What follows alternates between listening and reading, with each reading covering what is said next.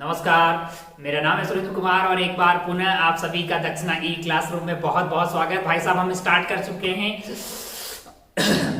Last time हम start कर चुके हैं CTR combined translational and rotational motion. इसका लेक्चर 1 इंट्रोडक्शन वाला पार्ट। अगर body combined translational and rotational motion कर रही हो तो उसमें कुछ छोटी छोटी बातें यानी पॉइंट के पोजीशन वेक्टर्स पता करना, इनिशियल पोजीशन फाइनल पोजीशन पता करना, उससे अपन क्या पता कर सकते हैं, मैंने कहा डिस्प्लेसमेंट पता कर सकते हैं, डिस्टेंस भी हमने पता किया था 8r।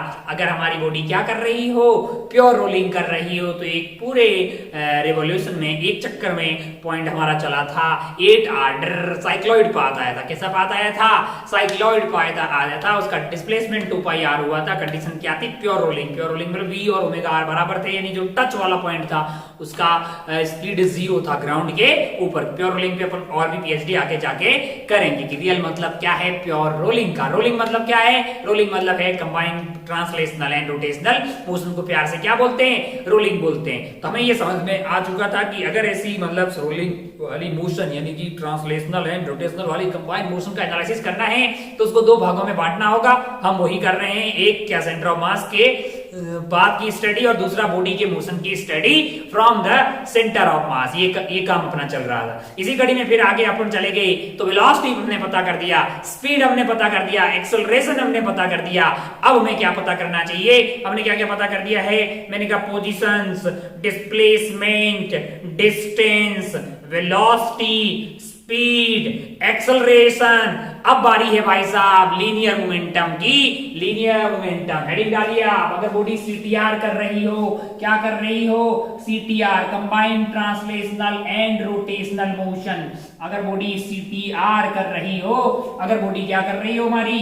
CTR कर रही हो तो उसमें जो है उसमें अपने को P कैसे लिखना है, लीनियर मोमेंटम कैसे लिखना है। मैंने कहा अगर आप ध्यान से देखें, हालांकि हम जानते हैं पहले से ही, हमने सर्कुलर सेंटर ऑफ मास यानी कि सिस्टम ऑफ पार्टिकल जब स्टार्ट किया था उन्होंने बात की थी P is equal to basically mass total into velocity of centre of mass, total into velocity of centre of mass. मान लो कि ये बॉडी जो है, मान लो कि ये बॉडी इधर की तरफ जा रही है VCOM से और घूम रही है ओमेगा से। हमें क्या लिखना है? मैंने कहा हमें इसका P लिखना है। हमें इसका क्या लिखना है? Linear momentum. बात कर रहे हैं लीनियर मोमेंटम की। कैसे लिखेंगे भाई साहब? अगर बॉडी चल भी रही हो, घूम भी रही हो, चल भी रही हो, घूम भी रही हो। अच्छा भाई साहब, बहुत बढ़िया। मैंने कहा अगर आप ध्यान से देखें तो इस बॉडी में खूब सारे पार्टिकल्स होंगे यानी कि M1, M2, M3 and so on. होंगे कि नहीं होंगे यार? मैंने कहा हाँ। हर एक की रफ्तार क्या होगी? मैंने कहा V1, V2, V3 कुछ रफ्तार मान लेते हैं। तो अगर आप ध्यान से देखें तो ये बेसिकली है M1 V1, M2 V2, M3 V3, V1 V2 V3 are the velocity of individual particle. मैंने कहा अच्छा भाई साहब, बहुत बढ़िया, बहुत शानदार। V1 को क्या लिख सकता हूं मैं? V1 is the velocity of particle 1 with respect to ground। with respect to ground है। velocity of particle 1 with respect to center is basically velocity of 1 minus velocity of center of mass। ये क्या है? C is the center of mass है। तो क्या मैं velocity of 1 को velocity of 1 with respect to center of mass plus velocity of center of mass लिख सकता हूं? मैंने कहा बिल्कुल ये लिखा जा सकता है। सिमिलरली मेरे लिए velocity of particle 2 क्या हो जाएगी? पार्टिकल 2 की वेलोसिटी होगी velocity of particle 2 with respect to center of mass plus velocity of center of mass। इसमें कोई दोहराई वाली बात नहीं है। क्या ऐसा सब पार्टिकल के लिए आएगा? मैंने कहा हाँ। इनको उठा के वहां पे रखो रे लाला, वहां पे रखोगे तो P आपके लिए क्या आ जाएगा? मैंने कहा ये आपका M1 है, ये आपका M2 है। अगर आप ध्यान से देखें तो ये आ जाएगा M1 VC plus velocity of 1 with respect to C। मैंने कहा सिमिलरली एक और टर्म आएगी VC plus velocity of 2 with respect to C, velocity of 2 with respect to C plus M3 velocity of C plus velocity of 3 with respect to center and so on भाई साहब, and so on। इसमें कोई दोहराई वाली बात नहीं है, इसमें कोई दोहराई वाली बात नहीं। अब अगर आप ध्यान से देखें, अब अगर आप ध्यान से देखे तो मैं क्या कर रहा हूं, मैं यहाँ पे क्या कर रहा हूं, मैं यहाँ पे ये पहली वाली टर्म M1VC, M2VC, M3VC, अगर आप ध्यान से देखे VC कॉमन आ जाएगा, यहाँ पे आएगा M1, M2, M3 and so on, into क्या आ गया है आपके पास VC प्लस एक और टर्म आएगी भाई साहब, अगर आप ध्यान से देखें M1V1C, M1V1C, M1V1C, M2V2C, M3V3C, अगर आप ध्यान से देखें तो ये एक और ऐसा चीज आता हुआ दिखाई देगा, एक ये आता हुआ दिखाई देगा, अरे ये क्या हो गया, ये तो टोटल मास हो गया है into velocity of centre of मास हो गया है, अरे VC is velocity of centre of मास, ये क्या हो गया बन गया, ये तो जीरो हो गया भैया। ये अगर आप ध्यान से देखेंगे तो M1V1C, V1C क्या है, velocity of 1 minus velocity of C, तो M1V1 plus velocity of C, तो अगर आप ध्यान से देखेंगे तो इन दोनों को दोबारा सम करेंगे तो आंसर आपको जीरो आता हुआ दिखाई देगा। अच्छा, तो ये वैल्यू अपने पास जीरो आ गई है, तो वैल्यू ऐसे भी जीरो आ गई है, M1 into velocity of 1 with respect to centre of mass, आप करके देख ले, 3 पार्टिकल लेकर ट्राई कर लें, है ना, आपको सीधा आंसर आपको जीरो आता हुआ दिखाई देगा। हालांकि प्रूफ की यहाँ कोई जरूरत है क्या, अपने को वैसे ही पता है कि लीनियर मोमेंटम है तो उसको घूमने से कोई मतलब ही नहीं है। हमने बात की थी कि F is equal to m into a में a is the acceleration of center of mass, P is equal to m into v में v is the velocity of center of mass, तो आपको यहाँ से ये जीरो आ गया है, यानी कि P आपका जो लीनियर मोमेंटम है, लीनियर मोमेंटम है, वो क्या होता है, मास total into velocity of centre of mass, mass total into velocity of centre of मास, ये लीनियर मोमेंटम है, इसको घूमने से कोई मतलब नहीं है। आसान भाषा में अगर बात करें, आसान भाषा में मैं आपको एक सवाल दूं और आपसे पूछूं, आसान भाषा में अगर मैं आपको एक सवाल दूं और पूछूं कि भैया हमारे पास एक बॉडी है, हमारे पास क्या है, एक बॉडी है, मान लो कि मेरे पास एक बॉडी है जिसका इस तरह की बॉडी मान लीजिए आप, क्या है, इस तरह की बॉडी है, मास मान लीजिए आपके पास 3 kg है, क्या है 3 kg, लेंथ मान लीजिए आपके पास 4 मीटर है, मैंने कहा अच्छा इधर की तरफ जा रही है 10 मीटर पर सेकेंड से और ये घूम रही है, ओमेगा इज 5 रेडियन पर सेकेंड, ओमेगा इज 5 रेडियन पर सेकेंड। बोले कि भैया इसके लिए बताइए P बताइए, लीनियर मोमेंटम बताइए, मेरे को लगता है एक एग्जांपल काफी है इसके लिए, तुरंत बता दे भाई साहब, कोई बहुत टफ है क्या, कोई बहुत टफ है क्या, क्या घूमने से कोई लेना देना है क्या, क्या ये सेंटर ऑफ मास की रफ्तार है क्या, क्या तेरे को मास पता है, क्या 30 नहीं आ जाएगा, 30 आ जाएगा, डायरेक्ट आ जाएगा कि नहीं आ जाएगा यार, घूमने से कोई लेना देना नहीं है। तो आप बॉडी अगर CTR कर रही हो और आपको लीनियर मोमेंटम पता करना हो तो आप क्या करेंगे भाई साहब, तो आप क्या करेंगे, तो आप सीधा लिख देंगे total mass into velocity of centre of mass, total mass into velocity of centre of mass, velocity of centre of मास क्या होगा, मैंने कहा वो होगी M1V1 plus M2V2 plus M3V3 divided by M1 plus M2 plus M3 है कि नहीं यार। अच्छा भाई सब बहुत बढ़िया, बहुत ही खूबसूरत। अगर इस वाले केस में आपसे P बोला है तो P की वैल्यू हो जाएगी आपके लिए total mass into velocity of centre of मास। अब आप ध्यान से देखें, टोटल मास यहाँ पे क्या है 3 kg है, क्या है 3 kg है और वेलोसिटी ऑफ सेंटर ऑफ मास 10 है, तो आपका आंसर क्या आ जाएगा 30 आ जाएगा भाई साहब, इसमें कोई दोहराई वाली बात नहीं है, उस डायरेक्शन में 30 आ जाएगा। एक और एक आध कोई और एग्जांपल लें क्या, क्या एक और एग्जांपल लेते हैं। मान लो कि मैं आपसे बोलूं, मान लो कि मेरे पास एक क्या है सॉलिड स्फीयर है, क्या है सॉलिड स्फीयर है, बहुत बढ़िया भाई साहब, बहुत शानदार। ये इधर की तरफ जा रहा 5 मीटर पर सेकंड की रफ्तार से, मान लो कि इसका रेडियस है आपके लिए 1 मीटर और घूम रहा है 5 रेडियन पर सेकंड से। कैसे घूम रहा है 5 रेडियन पर सेकंड से और मास मान लीजिए इसका है 5 kg। बताइएगा कि P क्या है, P क्या है, कोई भी बता देगा यार। मास आपका 5 है, सेंटर ऑफ मास की रफ्तार क्या है 5 है, 25 है, 25 हो जाएगा उस डायरेक्शन में, अरे आगे नहीं यार 25 हो जाएगा उस डायरेक्शन में। और P क्या है मास इनटू वेलोसिटी है, यानी कि kg मीटर पर सेकंड, kg मीटर पर सेकंड। अरे भाई साहब इसमें कोई बहुत टफ है क्या, बहुत टफ है क्या, कुछ भी नहीं है, घूमने से कोई लेना देना नहीं है। मास total into velocity of centre of मास से क्या मिल जाएगा आपको P मिल जाएगा। P क्या है लीनियर मोमेंटम है। अच्छा तो क्या लीनियर मोमेंटम निकालना भी सीख गए? मैंने कहा हाँ, और क्या निकालना है? मैंने कहा अगर बॉडी चल भी रही हो घूम भी रही हो तो काइनेटिक एनर्जी क्या होगी, लिखें भाई साहब नेक्स्ट वाला काइनेटिक एनर्जी। बस 2 चीज बची हुई है, तुरंत सीख लेते हैं। काइनेटिक एनर्जी कैसे निकाली जाए और एंगुलर मोमेंटम कैसे निकाला जाए, और फिर आते हैं सवालों पे। फिर तो बहुत ही आसान है भैया, कुछ भी नहीं है, बहुत ही आसान है।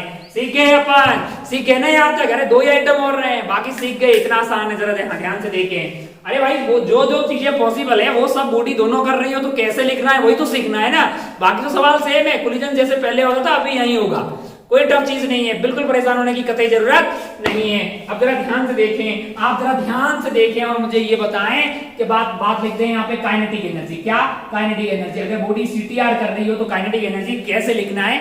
अच्छा, बहुत बढ़िया। हमारे पास एक बॉडी है, मान लो कि ये एक रैंडम बॉडी है, यहाँ पे इसकी वीसी है और ये घूम रही है ओमेगा से, माना कि सेंटर ऑफ मास से पास होने वाली इस एक्सिस के अबाउट। ठीक है भैया, बहुत बढ़िया, बहुत खूबसूरत। ओ हो। अब अगर आप ध्यान से देखें, हम चाहते हैं कि हम इसकी काइनेटिक एनर्जी लिख लें। क्या लिख दें? काइनेटिक एनर्जी लिख लें। मान लो कि यहाँ पे एक पार्टिकल है r1 की दूरी पे, यहाँ पे एक पार्टिकल है m2 r2 की दूरी पे, यहाँ पे एक पार्टिकल है m3 r3 की दूरी पे।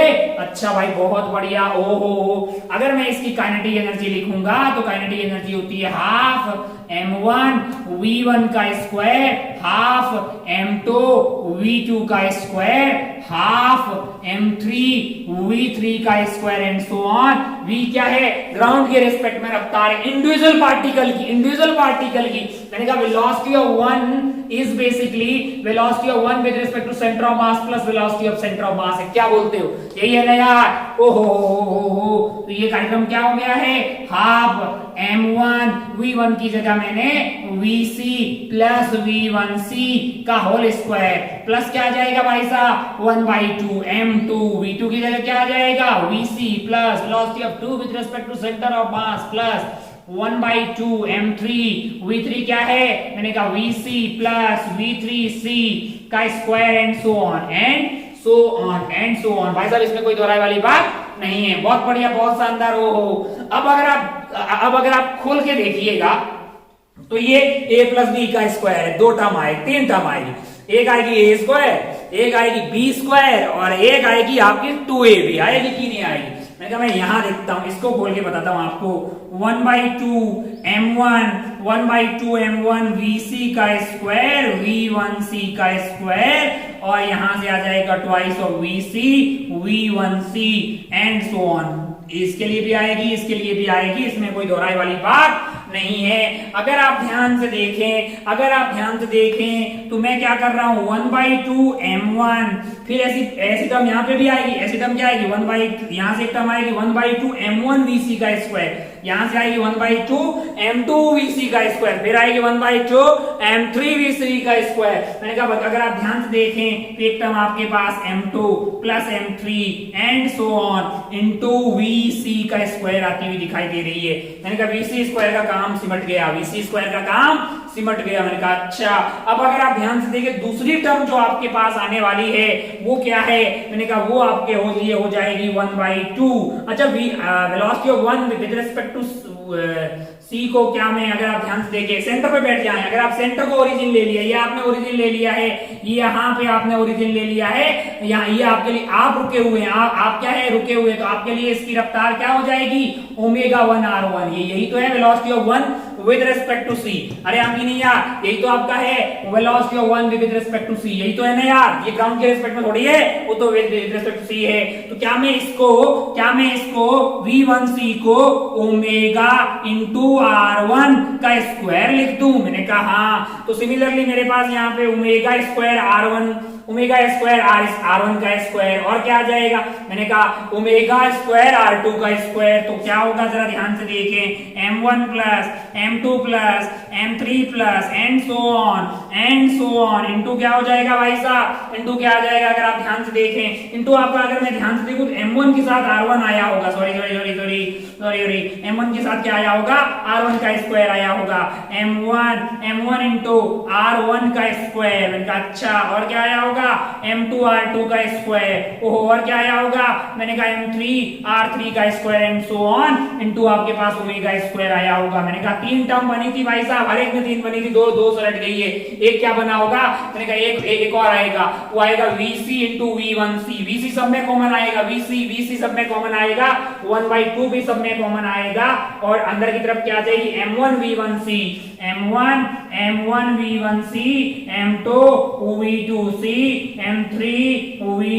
V3C and so on. ऐसा आएगा कि नहीं आएगा भाई साहब? अब अगर आप ध्यान से देखें, आपने रेफरेंस यहाँ ही लिया है, ओरिजिन यहाँ ही लिया है, तो आप रुके हुए हैं, तो VC 0 हो गया है। ये आपका पूरा खेला क्या हो गया है?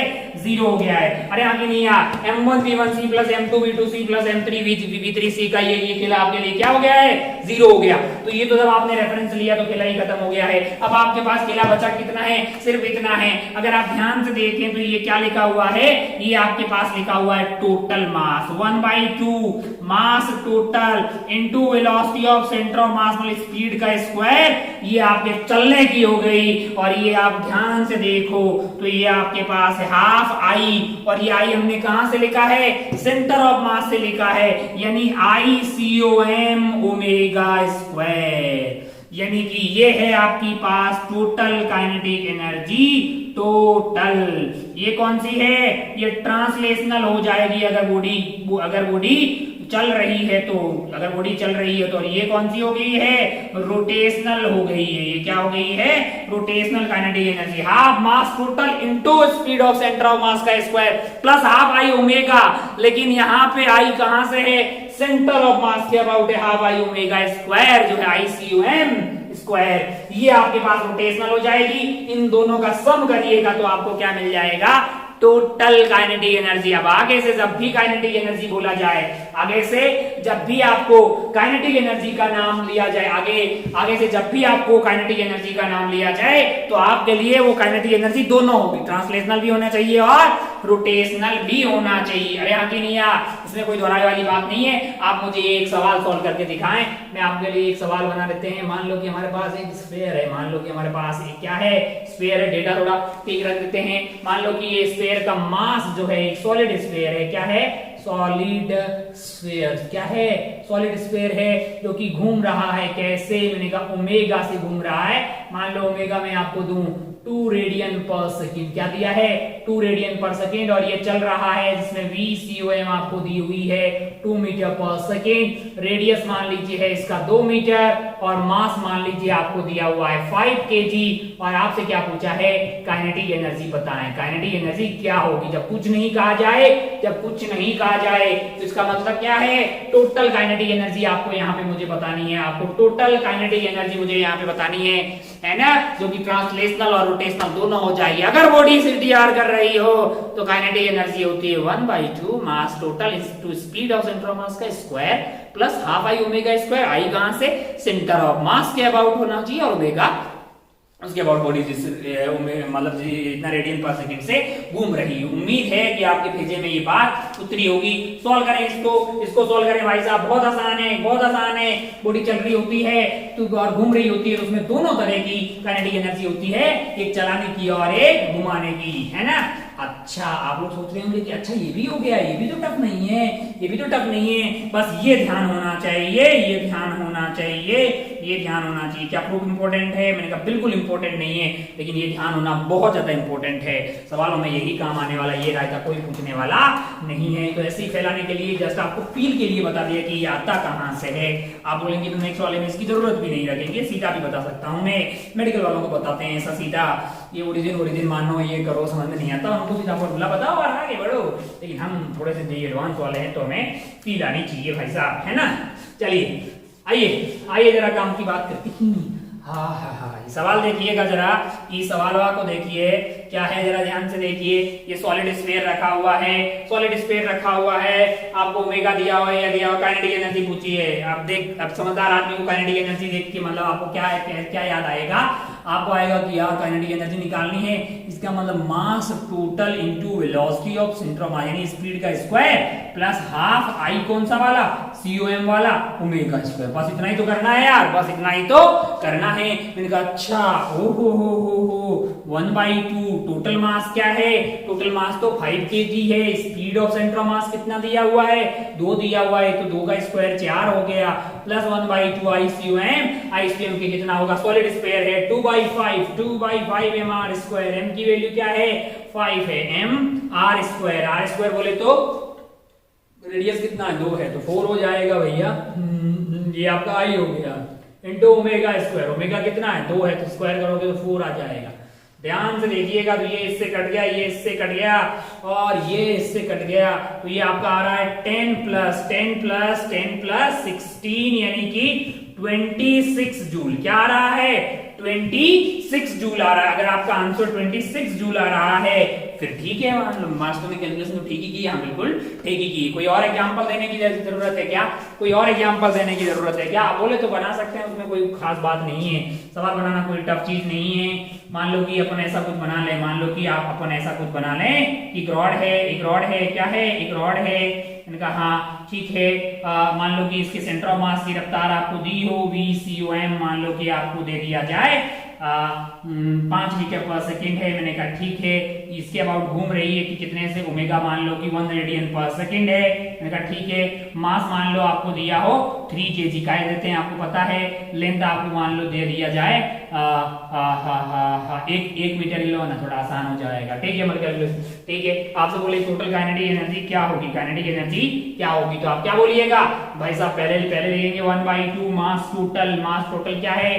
3 kg है। स्पीड ऑफ सेंटर ऑफ मास क्या है? 5 है। स्क्वायर कर दिया 25 आ गया, हाफ आई ओमेगा स्क्वायर। और आई आपका कहाँ है? एन है। मैंने कहा ml स्क्वायर बाई 12 नहीं हो, ml square by ml square यानी कि 1 ही हो जाएगा बाई 12 है। ml स्क्वायर बाई 12 है, ml स्क्वायर बाई 12 हो गया। मैंने कहा ठीक है। ओ हो हाँ 12 के ही लेना चाहिए तो कट जाता 3 इसलिए लिया कि ml स्क्वायर बाई 3 नहीं, ml स्क्वायर बाई 12 ठीक है। हाँ कोई बात नहीं, हमें वैल्यू तो रखना है ऐसे ही सब समझने के लिए। तो half I omega square, omega की वैल्यू 1 है, जो भी ये आंसर आ रहा है, जो भी आंसर आ रहा है इतना जूल आपके लिए। 1 का स्क्वायर क्या होगा? 1 ही हो जाएगा। अरे ठीक है। हाफ आई ओमेगा स्क्वायर, आई कौन सा? ml स्क्वायर बाई 12 वाला, सेंटर ऑफ मास के अबाउट वाला है ना। ठीक है भाई, बहुत बढ़िया। Half mass total into velocity of centre of mass का स्क्वायर। काइनेटिक एनर्जी निकाल लेगा ना। लीनियर मोमेंटम, अच्छा इसमें बोले लीनियर मोमेंटम बताइए क्या होगा? 5 × 5 25 उधर की तरफ, घूमने से कोई लेना देना नहीं है। अब तेरे मन में आ रहा होगा कि अरे यार बहुत टफ है क्या?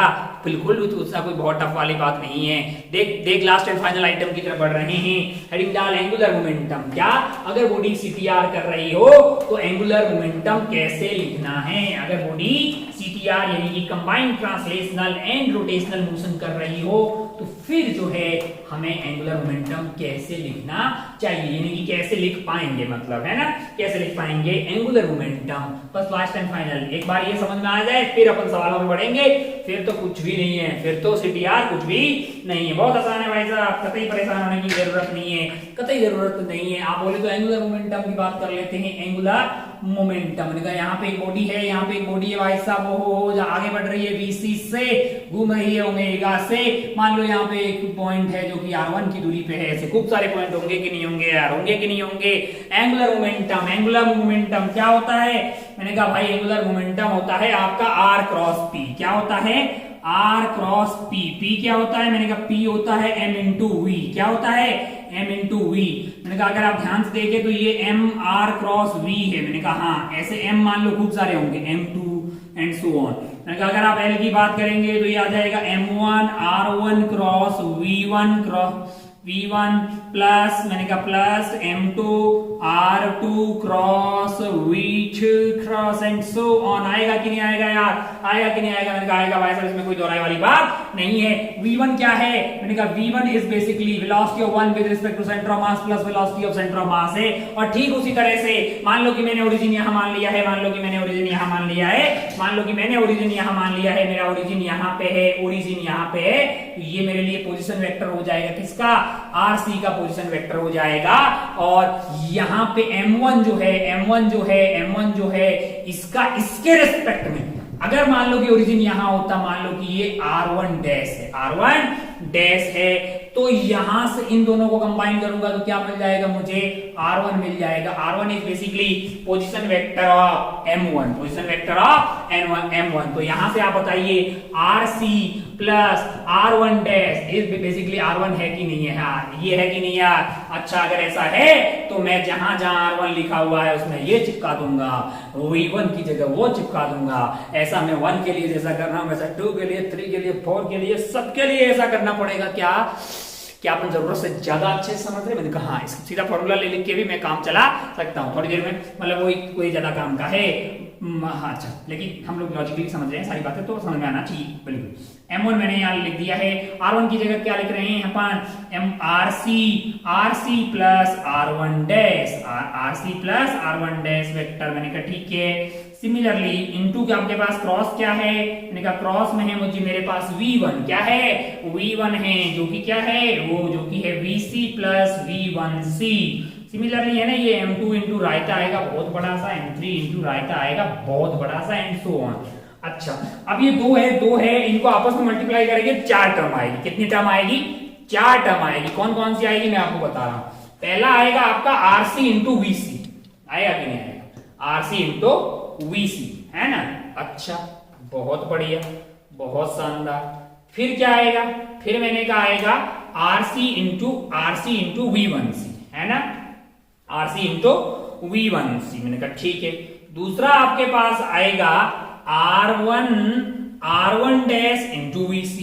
मैंने कहा ठीक है, बहुत बढ़िया भाई साहब। फिर एक क्या आएगा, मैंने कहा R1 dash into V1 dash, R1 dash into V1 dash. मैंने कहा अच्छा, बहुत बढ़िया, बहुत शानदार।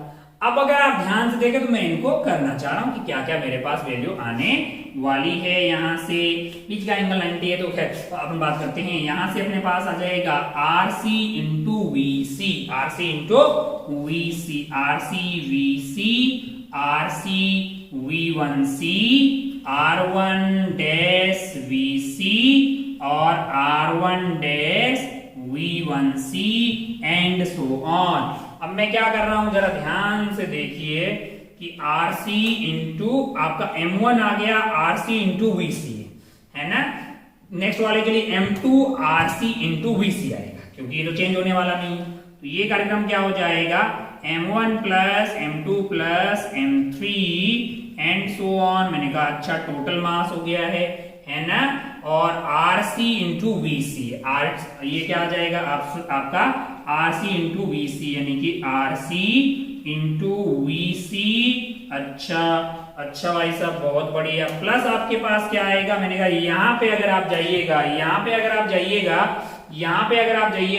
तो यहाँ पे आपका RC और ये V1C अलग अलग आएगा, है नहीं, है ना। तो यहाँ पे आपका हो गया है RC और अंदर की तरफ क्या आ जाएगा, M1 V1C, M2 V2C, M3 V3C। ये देखिए आपका दिल गार्डन होने लगा कि ये तो 0 हो जाएगा, ये तो 0 हो जाएगा। अच्छा, इधर से एक और टर्म क्या आएगी, मैंने कहा VC कांस्टेंट आ जाएगा, VC सब में रहेगा तो VC को बाहर ले लेते हैं। यहाँ पे VC को बाहर ले लिया मैंने, VC और फिर आ जाएगा आपका M1 R1 dash plus M2 R2 dash and so on. मैंने कहा अच्छा भाई साहब, बहुत बढ़िया। ओरिजिन यहाँ पे ले रखा है तो ये भी आपका निपट जाएगा, ये भी नहीं निपट जाएगा, ये 0 वो 0 हो गया। अच्छा, एक और टर्म आएगी भैया यहाँ पे, जरा देखिए ध्यान से, वो कौन सी आएगी। मैंने कहा वो अगर आप M1 को इधर ले, अच्छा ये डेरिवेशन कोई काम का नहीं है, मैं ऐसे ही बता रहा हूँ कि तुम्हें ऐसा ना लगे कि भाई फॉर्मूला बता दिया या ऐसे लिख दिया मास्टर सॉल्व कर रहा है। जस्ट फील के लिए बता रहा हूँ कि हाँ ऐसा पॉसिबल है, बताना साबित करना पॉसिबल है। M1 काम की बात तो अभी बताने वाला हूँ, बस अरे रुको ना यार, पहले ही तो बताने तो क्या कर रहा था। M1 कौन सी बच्ची बोल रहा है, M1, हाँ M1। अच्छा, M1 यहाँ से R1 इंटू V1C। अब ये जो V1C है चच्चा, ये आपका क्या है, ये जो है सुना, सी पे बैठ के आपको 1 वाले की क्या रफ्तार लगे। अबे R1 ओमेगा इंटू R1, ये आइटम लिखा हुआ है ओमेगा इंटू R1 डैश। मैंने कहा हाँ भाई, अरे इसके लिए ओमेगा इंटू R1 डैश, दूसरे वाले के लिए ओमेगा 2 डैश, मतलब है कि नहीं है। अच्छा, अगर आप ध्यान से देखें तो ये वाली टर्म आपके लिए क्या हो गई है, ये वाली टर्म अगर पूरी देखी जाए तो ये वाली टर्म क्या हो गई है, ये वाली टर्म हो गई है ओमेगा इंटू R1 डैश का square, omega into R1 dash का स्क्वायर। मैंने कहा अच्छा, यहां से आएगा M1 ओमेगा R1 डैश का स्क्वायर। तो ये कार्यक्रम क्या हो जाएगा मैं बताता हूं, ओमेगा आपका कांस्टेंट आ जाएगा और बाहर की तरफ, और ये बन जाएगा M1 R1 डैश का square plus M2 R2 dash का square and so on into omega अब आप ध्यान से देखें तो ये टर्म है आपके लिए 0, क्योंकि आपने ओरिजिन जब आपने ये r1 डैश r2 डैश लिखा था तो ओरिजिन यहीं पे लिखा होता, आप अपने आप को रुका हुआ मान रहे थे, और ये वाली टर्म तो ऑलरेडी पहले ही बात कर चुके हैं अपन, हो गई 0। बचा कुचा कार्यक्रम रहा ये और ये। अब जरा ध्यान से देखें तो ये आपके पास है एम्प्टी, ये क्या है, टोटल मास है इनटू, अच्छा इस टोटल मास को अंदर भेज दीजिए, अंदर यहाँ पे भेज दीजिए, तो ये क्या हो जाएगा, आरसी इंटू वीसी बन जाएगा, ये आपका हो जाएगा। और ये आपका जो है आरसी इंटू और आपका क्या हो जाएगा, मतलब जो है मास टोटल इंटू वीसी, यानी कि आर और पी, आपका जो P है C है कि नहीं यार। तो ये आपका क्या आ गया है, ये आपका आ गया angular momentum of centre of मास, ये क्या आ गया है, angular momentum of centre of mass, plus आपके लिए क्या आ जाएगा, सेंटर ऑफ मास वाला पार्टिकल, और प्लस आपके लिए क्या आ जाएगा, मैंने कहा प्लस आपके लिए ये, अगर ध्यान से देखें आप तो ये तो ओमेगा बन गया, ये मतलब आई बन गया, कहां से बना है, मैंने कहा आई COM वाला बन गया, आई क्या बन गया है, COM, आई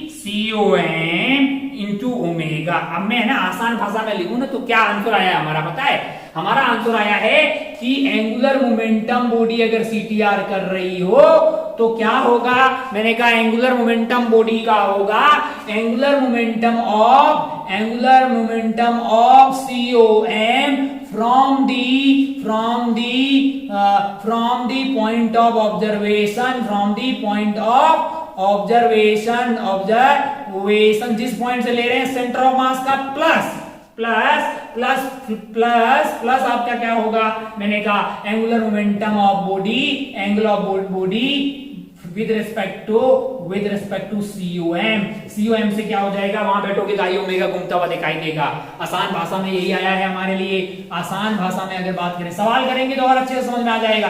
थोड़ा सा इसमें मेहनत है इसलिए सबसे लास्ट इसको देख रहे हैं, 1 मिनट, डरने का नहीं, किसी भी पॉइंट पे बैठे हो पहले सेंटर ऑफ मास का आ गया, अरे भाई सेंटर ऑफ मास चल रहा है तो क्या होगा, R cross P centre of मास के लिए लगा दो, फिर दूसरा मैंने कहा सेंटर ऑफ मास पे बैठ जाओ, बॉडी घूम रही है तो आई ओमेगा लगा लो, आई कौन सा वाला, सेंटर ऑफ मास वाला, इतना ही है। अब जब मैं एग्जांपल लूंगा तेरे को समझ में आ जाएगा कि ये रायता तो ऐसे ही फैलाया जा रहा था, काम की बात तो थोड़ी सी ही है, काम की बात तो थोड़ी सी बहुत आसान है, तो एग्जांपल लेंगे तुरंत समझ में आ जाएगा, इसमें कोई दोहराई वाली बात नहीं है। जरा ध्यान से देखें, जरा ध्यान से देखें, मान लो कि मैं एक एग्जांपल लेता हूं, क्या एग्जांपल ले रहा हूं, जरा ध्यान से देखें कि मान लो कि मैंने एग्जांपल लिया है एक, यहाँ पे क्या है एग्जांपल, चल जाओ यार क्यों इतना भाव कर रहे हो, मान लो कि मैंने यहाँ पे एग्जांपल लिया है, मेरे पास एक रॉड है, मैंने कहा अच्छा ये रॉड जो है आगे की तरफ प्रस्थान कर रही है 10 मीटर पर सेकंड से, सेंटर ऑफ मास की रफ्तार है ये इधर से घूम रही है, ओमेगा इज बेसिकली 2 रेडियन पर सेकंड, ओमेगा क्या है 2 रेडियन पर सेकंड है, और यहां से इसकी रॉड का मास मान लीजिए आप 3 kg है, और लेंथ आपको दिया जाए 4 मीटर है, थोड़ा टफ कर देते हैं, मान लो कि यहां से 1 मीटर की दूरी से यहां से आप जाइएगा, मान लो कि आप यहां से 2 मीटर की दूरी पे चले गए, यहां पे एक ऑब्जर्वर है, ये मान लो पॉइंट ए है, आपसे बोला जाए कि angular momentum of rod with respect to A, यानी कि ए से देखा जाए तब रॉड का एंगुलर मोमेंटम क्या होगा। मैंने कहा समझदार आदमी ने, मतलब हमने पहले देख लिया था एंगुलर मोमेंटम आपको बॉडी का चाहिए तो आप पहले सेंटर ऑफ मास का पता कर लो, जिस पॉइंट के अबाउट लेना है, प्लस सेंटर ऑफ मास पे बैठ के आई ओमेगा लगा लो, आई कौन सा वाला, सेंटर ऑफ मास का। हाँ बाकी ध्यान रखना भैया, कैसी क्वांटिटी है, वेक्टर क्वांटिटी है, तो डायरेक्शन का पूरा ध्यान रखना डायरेक्शन का पूरा ध्यान रखना। अब अगर आप ध्यान से देखें तो आपको सिर्फ इंटरेस्ट है कि मास टोटल पता कर लो, velocity of centre of mass कर लो, ओहो तो अब पहले तो आप यही सोचेंगे ना, सिर्फ यही तो पता करना है यार। यहाँ पे देखो सेंटर ऑफ मास, मान लो कि वो ऐसे कैसे जा रहा है, 10 मीटर पर सेकंड से जा रहा है, मास क्या है इसका 3 किलो है ना। अब ये वाली दूरी आपके लिए टोटल दूरी क्या है, मैंने कहा वो है 4 मीटर, तो ये 1 मीटर हुई, तो ये वाली दूरी क्या हो जाएगी 1 मीटर होगी। अरे ये टोटल 2 है ना भैया, ये 2 से अपने कोई फर्क पड़ेगा क्या? मैंने कहा नहीं पड़ेगा, क्योंकि मेरे लिए ये r वेक्टर ऐसा हो गया है, r का परपेंडिकुलर वाला कंपोनेंट मेरे लिए क्या हो गया है, 1 मीटर हो गया है। तो काम की बात क्या होगी? मैंने कहा भैया बॉडी चल रही होती तो r क्रॉस p होता है, बॉडी चल रही होती तो r क्रॉस p होता है, जो कि क्या होता है? मैंने कहा mv r perpendicular, mv r perpendicular, m क्या है 3 है, v क्या है 10 है, r परपेंडिकुलर क्या है 1 मीटर है। थोड़ा सा ऐसा नहीं, ऐसा तो नहीं लग रहा है कि ऊपर से जा रहा है। mv r परपेंडिकुलर कौन सा बे? p is equal to r cross p, p को लिखा है m इंटू v, तो मैग्नीट्यूड उसका हुआ mv r perpendicular, mv r perpendicular. और हम लोग वो mv r परपेंडिकुलर में v कौन सा लेते हैं? सेंटर ऑफ मास का ले रहे हैं, यहाँ पे पहला वाला है ना। कहां से ले रहे हैं? r वगैरह वो वाले पॉइंट से जहां से पूछा गया है। भाई बहुत आसान है यार, बहुत आसान ना, बहुत ज्यादा टफ चीज नहीं है, आसान है। 3 इंटू 10 इंटू परपेंडिकुलर दूरी यानी कि 1 हो गया। अब ऐसा ये आइए अपने भूल गया सेंटर ऑफ मास का बताइए। अब ऐसे थोड़ी कि ये वाला पॉइंट का लेने बैठ जाए, सेंटर ऑफ मास का हमने साबित किया। हाँ 3 इंटू 10 इंटू 1। अब डायरेक्शन ध्यान रखना बहुत ज्यादा जरूरी है, क्योंकि r क्रॉस p जो है, r वेक्टर ऐसा है, p आपका वेलोसिटी के अलोंग है, तो ये अंदर की तरफ आया। किधर आया है? अंदर की तरफ आ गया। मैंने कहा अच्छा इससे खत्म होने वाला नहीं है, ये तो ये हो गया। अब आप सेंटर ऑफ मास पे बैठ जाइए और सेंटर ऑफ मास से आई ओमेगा एक और टर्म ऐड कर दीजिए, ताकि टोटल एंगुलर मोमेंटम बॉडी का मिल जाए। मैंने कहा आई ओमेगा तो बाहर आ रहा है, आई ओमेगा बाहर आ रहा है, कोई बात नहीं। अगर मैंने क्रॉस को पॉजिटिव माना है तो वो नेगेटिव हो जाएगा, उसको अपन को नेगेटिव मानना पड़ेगा। क्या होगा? आई ओमेगा, आई की वैल्यू क्या होगी लाला? आई की वैल्यू क्या होगी? आई की वैल्यू होगी आई ओमेगा, आई की वैल्यू होगी ml स्क्वायर बटा 12, क्योंकि हमेशा सेंटर ऑफ मास से ही लिखना है। तो आपका m है 3 है, m का m क्या है? m आपका 3 है, l क्या है? मैंने कहा 4 है, तो ये 16 हो जाएगा डिवाइड बाई 12 इंटू। अच्छा भाई साहब बहुत बढ़िया, तो ये आपका कट गया है 4 बार और ये कट गया आपके लिए 4 बार, टोटल आपका आई 4 आ गया है। तो यहाँ 4 आ गया इंटू ओमेगा क्या है? ओमेगा क्या है? ओमेगा हमें दिया हुआ 2, ओमेगा क्या दिया हुआ है? 2 दिया हुआ है। ये क्वांटिटी बाहर की तरफ है, ये अंदर की तरफ 30 है, बाहर की तरफ 8 है। ओवरऑल आंसर आएगा 22 अंदर की तरफ। ओवरऑल आंसर क्या आएगा? 22 अंदर की तरफ एंगुलर मोमेंटम। अगर आपका भी आंसर 22 इनवर्ड आ रहा है तो बिल्कुल सत्य जवाब है। उम्मीद है कि आप जो लिखी हुई angular momentum COM from the point of observation about which we have to calculate the angular momentum plus body का angular momentum from the centre of mass, दोनों को ऐड कर दीजिए। वेक्टर क्वांटिटी या डायरेक्शन का खूब ख्याल रखिए, जो आएगा वो बॉडी का एंगुलर मोमेंटम आ जाएगा। और अगर तूने है ना पोजीशन से लेके एंगुलर मोमेंटम तक सब लिखना सीख लिया एक बॉडी के लिए, तो अब तो बहुत ही आसान है। अब तो सवाल आएंगे यार, उसके बाद तो बस जो काम की बातें हैं, जो समझने के लिए, उन सवालों को सॉल्व करने के लिए जिनकी जरूरत पड़ेगी वो हो गई है। मुझे लगता है एंगुलर मोमेंटम कैलकुलेशन का एक सवाल और देना चाहिए। एक सवाल और बनाते हैं, मान लो एक सवाल और लिख लेते हैं यहाँ पे। मान लो कि ऐसा हो, कैसा हो? मान लो कि ऐसा हो कि क्या बनाना है? सॉलिड स्फीयर बना ले क्या? मान लो कि हमारे पास एक सॉलिड स्फीयर है जिसका मास आपके लिए 5 kg है। क्या है?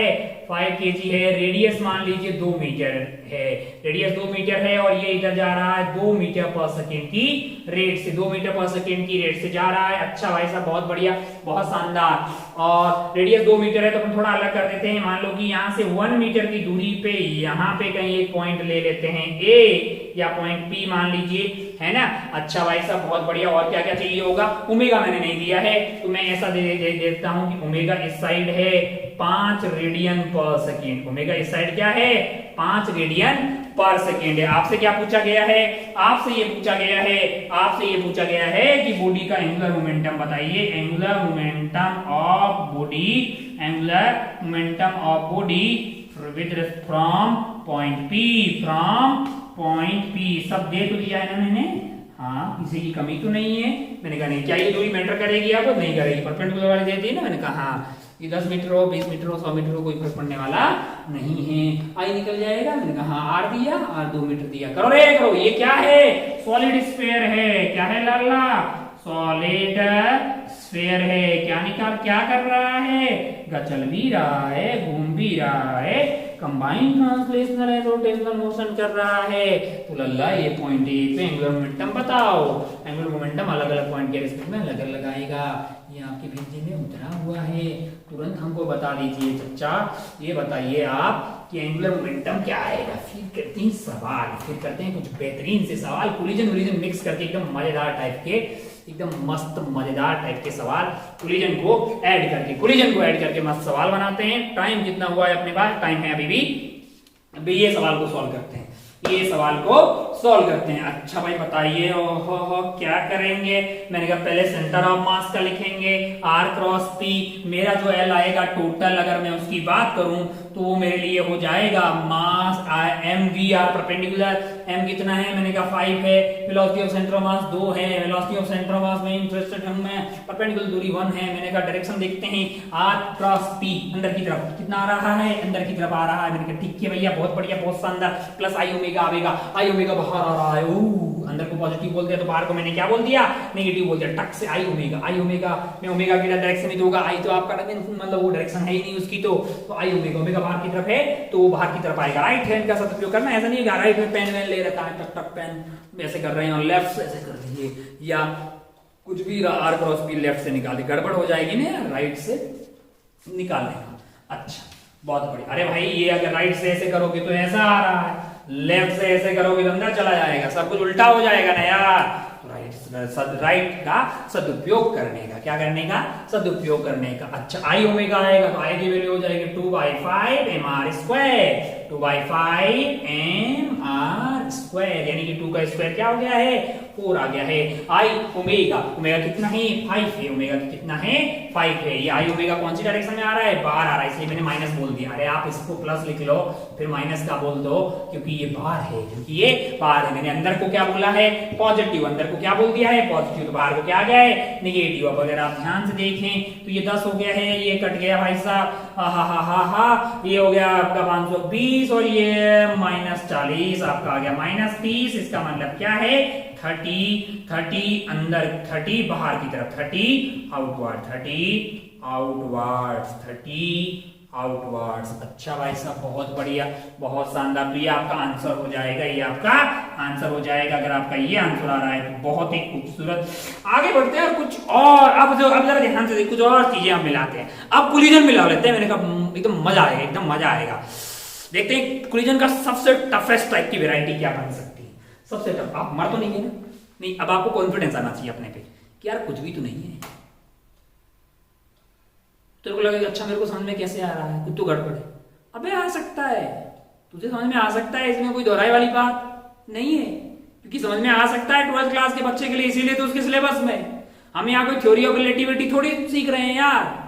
मतलब 12th का लेवल का ये बस थोड़ा सा उसमें एप्लीकेशन वाला पार्ट, और वो थ्योरी व्योरी नहीं है कि जो बोर्ड में सीआरटी में रटते रहते हैं। लॉजिकली चीजें ज्यादा अच्छी तरीके से उनको अप्लाई कर रहे हैं, बिल्कुल पॉसिबल है, अच्छे समझना है, इसमें कोई दोहराई वाली बात नहीं है। अगर समझ में आ रहा है तो अपनी पीठ थपथपाइए खुद से, और नहीं आ रहा है पता कीजिए कहां पे गलती हो रही है। परेशान होने की कतई जरूरत नहीं है, क्योंकि परेशान होने से तो कुछ भी नहीं आता, उससे तो किसी को कुछ नहीं आया है ना आज तक। चलिए काम की बात करते ही और कोलिजन मिक्स करके एक टफ सवाल बनाते हैं कि किस तरह से। अब देखिए जरा कैसे अपने सवाल बना सकते हैं, क्योंकि अब तो हम सीटीआर का भी एकदम मतलब इंट्रो ले चुके हैं, टेक्निकलिटीज यानी कि अलग अलग वेराइटीज के सवाल अब कैसे बनेंगे, क्या क्या पूछा जा सकता है, वो बातें हम भले ही अभी करना बाकी है, पर एक बात सब चीज हम लिख सकते हैं। अब हम हर चीज लिख सकते हैं उस बॉडी के लिए जो क्या कर रही हो, जो सीटीआर कर रही हो, ऐसी बॉडी के लिए हम हर चीज अब लिखने में कैपेबल हो गए हैं। उसका भले लीनियर मोमेंटम हो, एंगुलर मोमेंटम हो, काइनेटिक एनर्जी हो,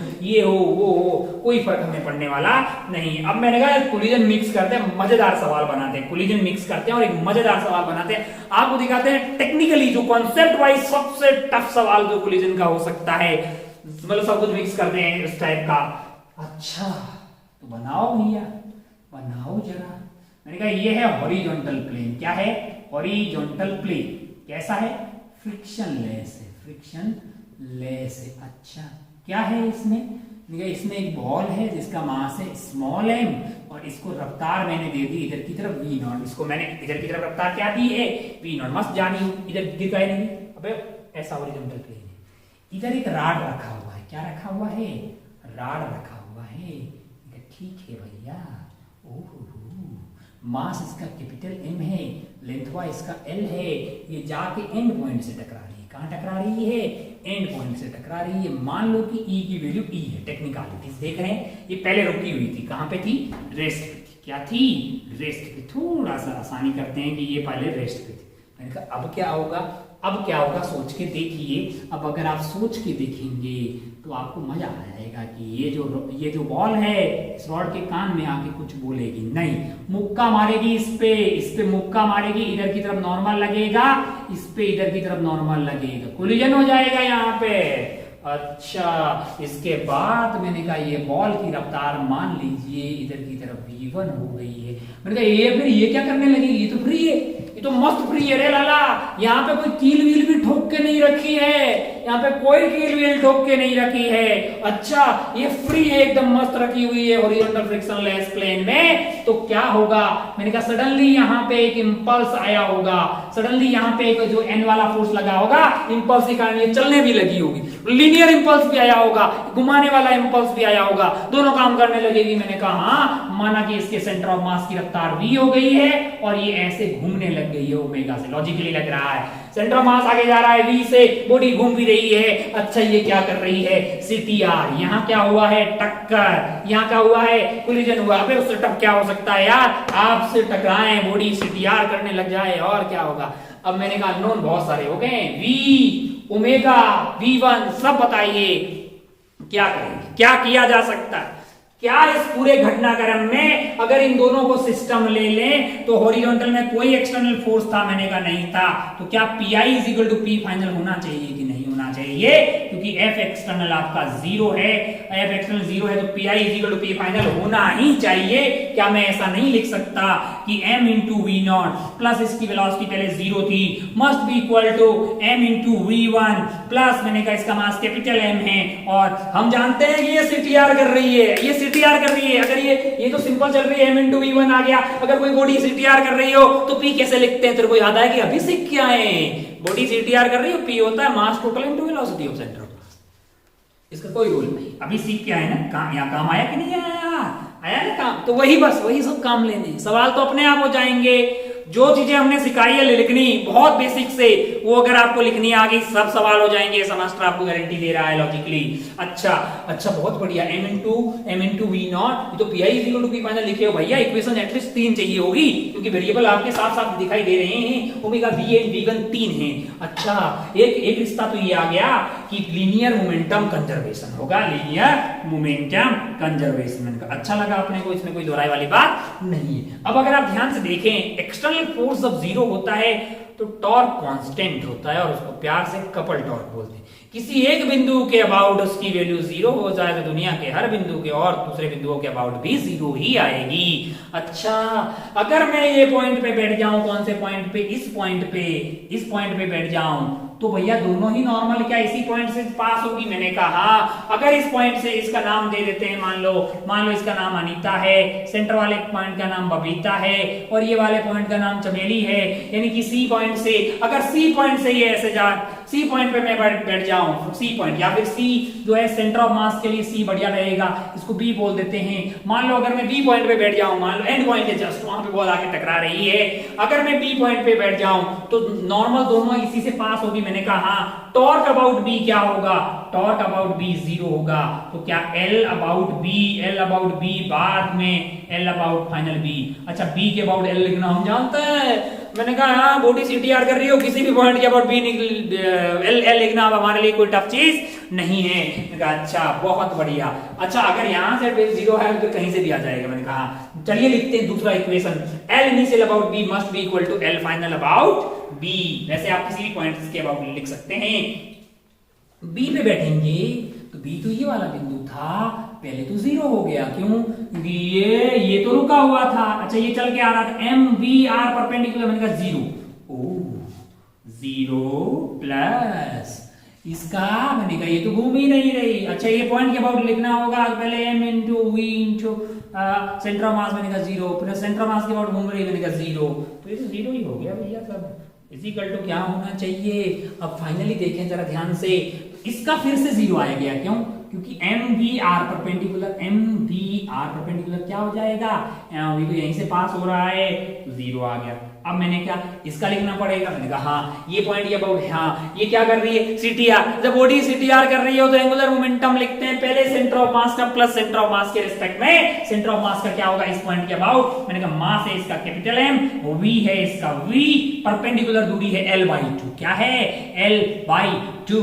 ये हो गया भाई साहब, लेकिन डायरेक्शन का ख्याल रखियो, पॉइंट बी के अबाउट r वेक्टर ऐसा है, t वेक्टर ऐसा है, ये ऊपर की तरफ आएगा, ये आ गया इतना भाई साहब। ओहो, और मैंने कहा ये तो ये पॉइंट के अबाउट सेंटर ऑफ मास को प्लस सेंटर ऑफ मास के अबाउट कौन लिखेगा, दो टर्म आती है ना जब बॉडी सीटीआर कर रही हो, ये तो सीटीआर कर रही है, चल भी रही है घूम भी रही है, चल भी रही है घूम भी रही है, चल भी रही है घूम भी रही है, चल भी रही है घूम भी रही है। मैंने कहा बहुत बढ़िया भाई साहब, बहुत शानदार। आई ओमेगा आएगा, आई ओमेगा कौन सी डायरेक्शन में है, आई ओमेगा कौन सी डायरेक्शन में, अंदर में, ये बाहर है अंदर में, तभी तो 0 आएगा यार, तो ये बाहर और प्लस और माइनस क्या आ जाएगा अंदर की तरफ आई ओमेगा, आई आपका सेंटर ऑफ मास के about ml²/12 into omega, ml²/12 into omega, है ना, सेंटर ऑफ मास के अबाउट आई ओमेगा आ गया। सॉल्व कर, एक यहाँ पे रिश्ता आ जाएगा ना आपका, एक रिश्ता आपका यहाँ से आ जाएगा mvl/2 is equal to ml²/12 into omega, ये रिश्ता नंबर 2 आ गया।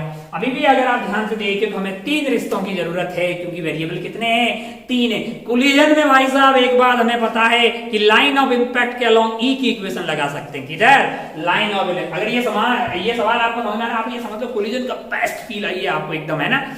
Line of equation, line of impact के अलोंग अपन ई की इक्वेशन लगा सकते हैं किसमें, कोलिजन में। मैंने कहा अच्छा लाइन ऑफ इंपैक्ट तो फिर यही था, लाइन ऑफ इंपैक्ट तो क्या है, यही है लाइन ऑफ इंपैक्ट, इसके अलोंग ई की इक्वेशन लगाते हैं, और ई की इक्वेशन बोलती है velocity of separation, relative speed of separation divided by relative velocity of approach.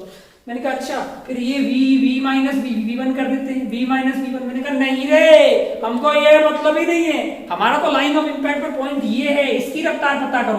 मैंने कहा इसकी रफ्तार ग्राउंड के लिए पता करना तो मुझे ये समझ में आना चाहिए कि बॉडी सीटीआर कर रही हो तो फिर कैसे लिखते हैं रफ्तार। मैंने कहा अगर बॉडी सीटीआर कर रही हो, सीख के आए थे हम कल के लेक्चर में कि भैया पहले आप जो है सेंटर ऑफ मास के रिस्पेक्ट में अगर की रफ्तार यहाँ पे लिख लो, प्लस आप में सेंटर ऑफ मास का ऐड कर दो। मैंने कहा अच्छा सेंटर ऑफ मास के रिस्पेक्ट में ये वाले पॉइंट की क्या होगी, मैंने कहा ओमेगा इंटू एल होगी, इधर की तरफ क्या होगी ओमेगा इंटू बीच की दूरी l/2 प्लस उसमें सेंटर ऑफ मास की रफ्तार भी उधर ही है तो ऐड कर लो, इतनी नेट रफ्तार आएगी ये पॉइंट बी की। अच्छा ये पॉइंट बी की रफ्तार, ये पॉइंट m की रफ्तार। अब बताइए कि रिलेटिव स्पीड ऑफ सेपरेशन क्या होगी, तुम खुद बोल देगा लल्ला कि ओमेगा l/2 प्लस v में से v1 घटा दीजिए, ये है आपका। और इसी लाइन ऑफ इंपैक्ट में ये पॉइंट रुका हुआ था, ये v0 से आ रहा था, रिलेटिव स्पीड ऑफ अप्रोच जो है v0 आ गया, that is equal to e आपको दिया होगा। एक और रिश्ता यहाँ पे आ गया, 3 रिश्ते 3 इक्वेशन 3 वेरिएबल क्या सॉल्व किया जा सकता है, आराम से सॉल्व किया जा सकता है। वैल्यू वगैरह दी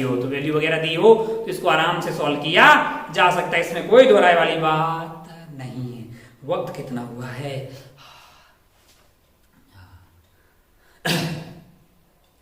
तो भैया ये मतलब आप समझिए कि सीटीआर कोई बहुत टफ चीज नहीं है, सॉल्व किया जा सकते हैं सवाल, बस अपने को पुराने कॉन्सेप्ट वगैरह सब कुछ आ रहे हो, टफ से टफ सवाल बना दिया जाए तो भी अपन सॉल्व कर सकते हैं, इसमें कोई दोहराई वाली बात नहीं है। हमको लगता है अब एक सवाल करते हैं इसमें डेटा डाल के, क्या करते हैं डेटा डाल के। अच्छा ये जरूरी है कि एंड पॉइंट पे टकराए, नहीं, मैंने कहा यहाँ कहीं टकराई होती तो परपेंडिकुलर दूरी पे l/2 नहीं होती, कुछ और होती। अरे है कि नहीं यार, यहाँ से l/4 होता तो यहाँ l/4 ले लेते भाई, परपेंडिकुलर दूरी फिर सेंटर ऑफ मास मतलब पॉइंट बी जो है उसकी जगह कोई और पॉइंट डी होता है, यहाँ पे उसके रेस्पेक्ट में बातें करते ना। अब हमको लग रहा है कि भैया एक सवाल अपन लेते हैं जिसमें डेटा डाल देते हैं, जिसमें क्या करते हैं डेटा डाल देते हैं। एक समझदार आदमी को ये समझ में आ गया कि PI = P फाइनल भी कर सकते हैं, LI = L फाइनल भी कर सकते हैं, और E की इक्वेशन लगा सकते हैं। अच्छा अगर यहाँ कील लगी होती तो ये यहाँ पे कील लगी होती, इसी में क्या करते हैं कि अगर यहाँ पे कील लगी होती, कहाँ पे यहाँ पे ऐसे, तब क्या तब अपन क्या PI = P फाइनल कर पाते? मैंने कहा नहीं, क्योंकि हिंज फोर्स था। तब क्या LI = L फाइनल कर पाते? मैंने कहा कर तो पाते लेकिन यहां से कर पाते, कहां से यहां से कर पाते। एक सवाल किया था ना मैंने, यहां से बंधा हुआ था, कील भी लगी थी, ये से टक से टकरा गया था, फिर ओमेगा से घूम गया था, फिर आपसे पूछा तो मैक्सिमम कितने एंगल पे जाएगा। हाँ तो वहां पे क्या लगा था, 2 इक्वेशन लगी थी ना, वहां पे 2 इक्वेशन लगी थी, एक तो थी आपकी LI = L फाइनल इंच के अबाउट, और एक जो E की इक्वेशन। और वैसे भी ये अगर यहाँ पे फिक्स रहेगा तब ये घूमेगा, तब ये सिर्फ ऐसे घूमेगा, आगे नहीं बढ़ेगा, तो ये CTR करेगा ही नहीं, सर्कुलर करता रहेगा, है कि नहीं यार, अकेला रोटेशनल करेगा। तब दो ही वेरिएबल हुए अपने पास, ओमेगा और V1 जो है, तो दो इक्वेशन से सॉल्व हो गए। CTR में 3 हो गए तो हमने तीनों को कर दिया। अब हमको लगता है एक सवाल में डेटा डालते हैं, एक सवाल में अपन डेटा डालते हैं और एक और सवाल मतलब उस सवाल को सॉल्व करते हैं। एक समझदार आदमी को अगर ये समझ में आ गया तो भैया बहुत अच्छी डायरेक्शन में जा रहे हैं आप, इसमें कोई दोहराए वाली बात नहीं है। हम डालते हैं डेटा और एक सवाल को करते हैं सॉल्व, फिर बढ़ते हैं आगे।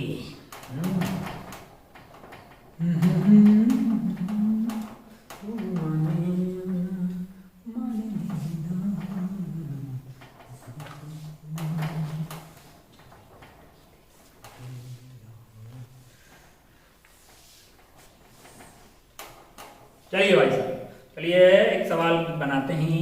मान लो कि कुछ ऐसा हो, क्या हो, मान लो कि कुछ ऐसा हो, यहाँ पे एक रॉड है हमारे पास, यहाँ पे क्या है, एक रॉड है, रॉड अच्छी से बनी कि पोलियो हुआ हुआ लग रहा है रॉड को यार। यहाँ पे हमारे पास एक रॉड है, माना कि रॉड का मास है 2 kg, माना कि रॉड का मास क्या है 2 kg है, और इसकी लेंथ मान लीजिए क्या है 6 मीटर है, क्या है 6 मीटर है, और आपके पास जो है इसमें क्या किया जाए, मैंने कहा ऐसा कुछ किया जाए कि यहाँ पे बॉल ले लेते हैं ताकि सीधी ऐसे जाए, है ना, ऐसे जाए, और ये वाली दूरी आपको दे दूं मैं कि ये 1 मीटर है, क्या है ये 1 मीटर है। उससे क्या होगा कि थोड़ा अलग वैरायटी बन जाएगी, थोड़ा सा सवाल बन जाएगा। इसका मास आप ले लो 1 kg और रफ्तार आप ले लो 10 मीटर पर सेकेंड।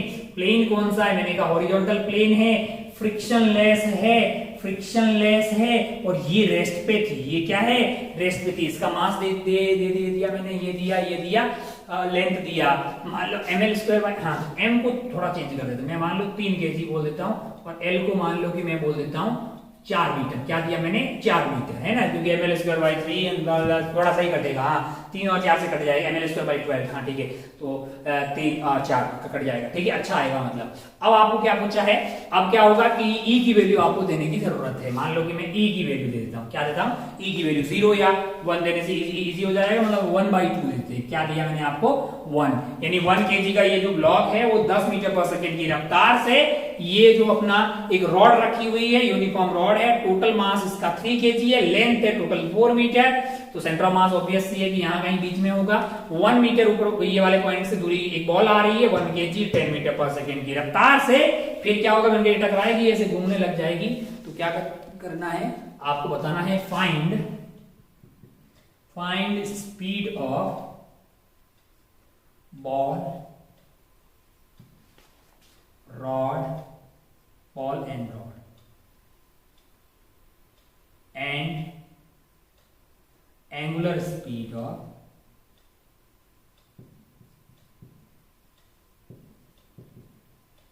Rod after collision. क्या आफ्टर कोलिजन, मैं चाहता हूं कि आप इसको है ना ट्राई करें, मतलब आप ट्राई करें, अपन तो मिलके इसको निकाल ही देंगे।